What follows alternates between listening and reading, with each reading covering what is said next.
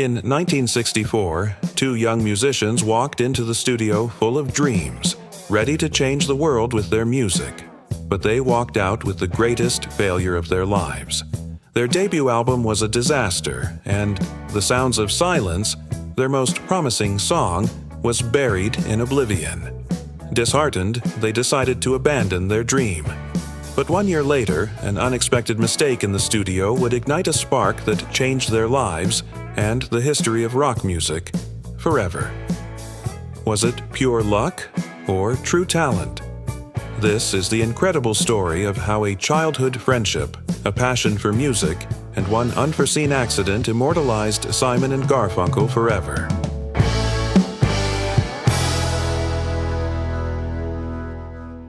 Before continuing, I invite you to subscribe and activate notifications so you don't miss any of our videos about rock legends.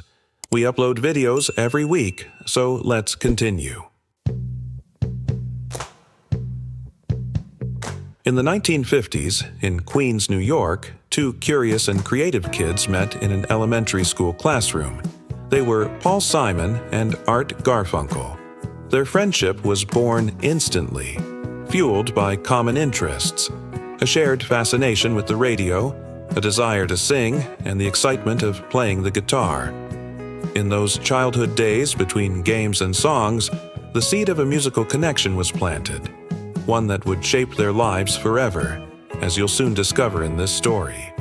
At that time, popular music was everywhere, echoing through the streets, on family radios at home, and in neighborhood clubs. Yet two main genres dominated the scene: American folk and the emerging rock and roll. To put it simply, these styles were like two driving forces, two paths that defined music fans. On one side, folk offered a balm of reflection, a search for poetry in the everyday. On the other, rock embodied the roar of a restless generation, eager for change and rebellion. It was in this rich musical ecosystem that Simon and Garfunkel grew up, nourished by both worlds. Which of these two styles do you think Simon and Garfunkel felt most connected to? After school, Simon and Garfunkel devoted their time to their greatest passion: music.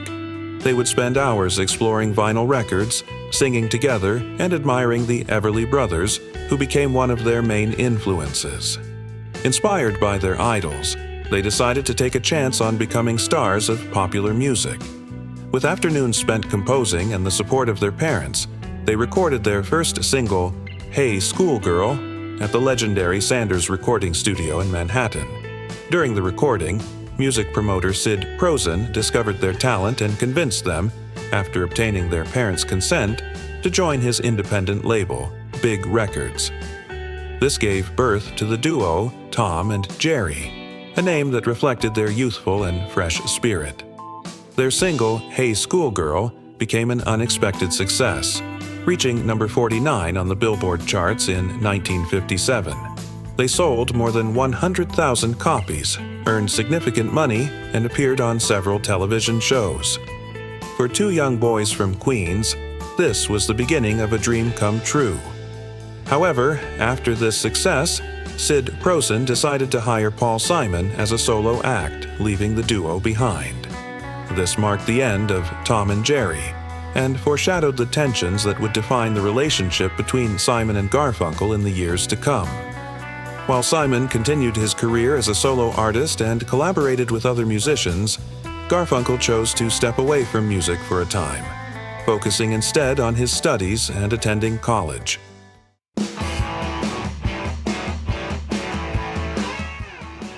By 1963, public interest in folk music was booming. Groups in this genre were beginning to gain space on radio and television, marking a new trend in the music industry. Aware of this opportunity, Simon and Garfunkel decided to reunite, write new songs, and revive their dream of becoming stars of popular music. They began performing in clubs, especially in Greenwich Village, a key hub of the folk scene at the time. It was in one of those clubs that they caught the attention of Tom Wilson, an influential Columbia Records executive. Wilson signed them, and this time, they would be promoted under their real names, Simon and Garfunkel. Everything seemed to be going well. The duo worked tirelessly rehearsing and recording their debut acoustic album, Wednesday Morning, 3 a.m., which was released in 1964. However, the album failed to meet expectations and did not recover its investment. This was a harsh blow for Simon and Garfunkel, who felt frustrated after facing yet another failed attempt. As a result, the duo split up once again. Simon decided to continue his musical career as a solo artist and moved to England, while Garfunkel returned to college to finish his studies.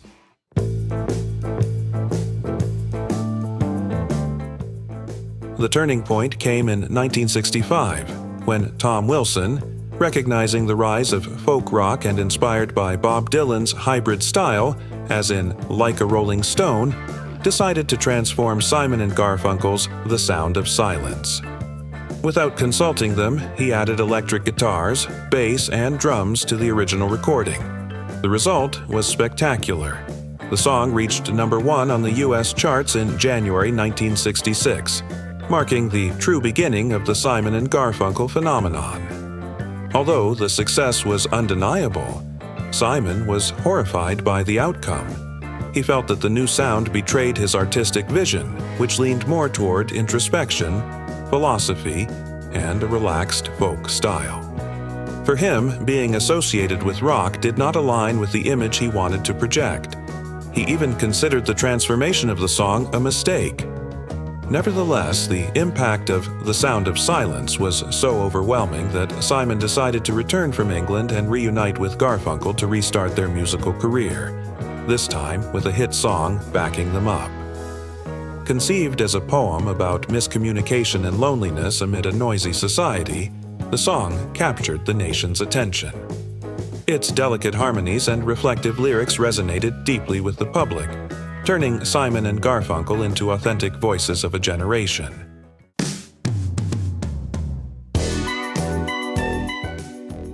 With the success brought by The Sound of Silence, Simon and Garfunkel began recording more elaborate albums that cemented their place in music history. Albums like Parsley, Sage, Rosemary, and Time and Bookends were reflections of their time, exploring themes such as love, maturity, and uncertainty. Simon and Garfunkel released some of the most emblematic folk rock songs of the era. Tracks like Homeward Bound, I Am a Rock, and A Hazy Shade of Winter climbed high on the Billboard charts. This steady stream of success solidified their position as a major force in the music scene. The duo's early albums, though successful, were sometimes criticized for being somewhat erratic. Yet, with each new release, Simon and Garfunkel displayed remarkable growth in their songwriting and greater confidence experimenting in the studio. Their music became more sophisticated, moving from basic folk rock productions to incorporating Latin American rhythms and gospel-inspired arrangements. This evolution culminated in their 1970 album Bridge Over Troubled Water, widely regarded as their most musically ambitious work. Simon and Garfunkel's music reached a new level of success when it was featured in the 1968 film The Graduate. Director Mike Nichols, an avid fan of the duo, requested to use their songs for the soundtrack. Although Simon was initially reluctant, he agreed to compose new music for the film, including the iconic Mrs. Robinson. Both the movie and the soundtrack became massive hits, propelling Simon and Garfunkel to a new level of fame and recognition. Mrs. Robinson went on to win the Grammy Award for Record of the Year in 1969, marking a major milestone in rock and roll history. But as their fame grew, so did the tensions between them. The harmony they projected in their songs did not reflect the reality of their relationship. Paul Simon, who wrote most of the material, was the creative mastermind behind the duo, while Art Garfunkel, with his unmatched voice, brought those creations to life. Yet this dynamic sowed rivalry. Simon often felt his efforts weren't appreciated as they should be, while Garfunkel enjoyed the spotlight his vocal performances granted him.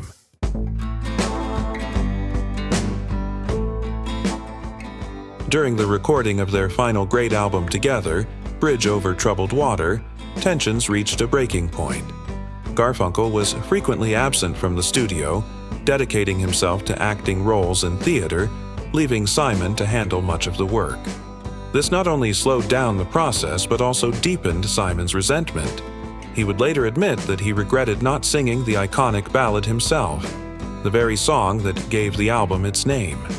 It became a symbol of their musical greatness, but also of the emotional fractures between them. The album's release marked the peak of their career. With its intricate production and deeply sensitive lyrics, Bridge Over Troubled Water not only solidified their worldwide fame, but elevated them to the status of folk rock legends. It was the pinnacle of their trajectory, and also the end of their partnership. After the album's release, the duo decided to part ways. From their separation in 1970 onward, Simon and Garfunkel pursued different paths, though always under the shadow of their shared success. Simon built a prolific solo career, exploring new sounds and international rhythms, while Garfunkel focused on acting and his own musical projects. Despite their individual achievements, their legacy as a duo always eclipsed their separate efforts. Throughout the 1970s and 1980s, their interactions were sporadic and often marked by tension. They reunited at key moments, most notably for the iconic concert in Central Park in 1981, where hundreds of thousands gathered to once again hear their magical vocal harmony. But the old wounds never truly healed. The success they had achieved together was always tied to a bittersweet reality. They were the geniuses of folk rock, but also victims of the pressure and resentments born from that very success. Their most emblematic songs, like The Sound of Silence and Bridge Over Troubled Water, remain an essential part of the musical legacy of a generation. Yet behind the melodies that defined folk rock lay a friendship fractured by fame and ego. In the end, Simon and Garfunkel did become the stars they had once dreamed of being, though the price they paid was the fragility of their personal bond. And so, what seemed like a simple mistake became the springboard that launched Simon and Garfunkel into stardom, reminding us that true genius often hides in the most unexpected moments. If you enjoyed this story and want to discover more fascinating secrets behind rock legends, don't forget to check out our other mini-documentaries linked here. Subscribe, give us a like, and share this video with every music lover you know. See you in the next chapter, my friend in rock.